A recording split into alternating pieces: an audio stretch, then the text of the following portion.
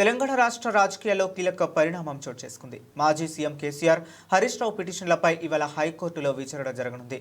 ఇరువురు వేసిన 2 పిటిషన్లను కలిపి high court chief justice bench విచారించనున్నారు.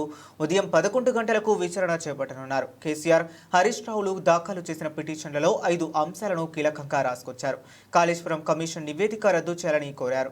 Commission నియమిస్తూ గతేడాది జీవోను కొట్టివేయాలని తెలిపారు. తమకు కమిషన్ ఎలాంటి నివేదికను ఇవ్వలేదని పేర్కొన్నారు.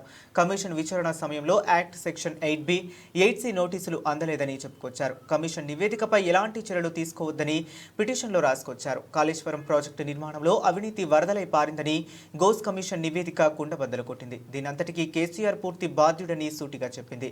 బ్యారేజీల కుంగుబాటు వ్యవహారం అసెంబ్లీ ఎన్నికలకు ముందు జరిగింది కాబట్టి ఆ ప్రాజెక్టు మాటున సాగిన దారుణాలు బయటకు వచ్చాయి. ఒక ముఖ్యమంత్రి ఈ ప్రాజెక్టు నిర్మాణంలో ఆద్యంతం తానే అయ్యి పాత్ర పోషించడంతో ఈ అంశం చర్చాంశనీయంగా అయింది.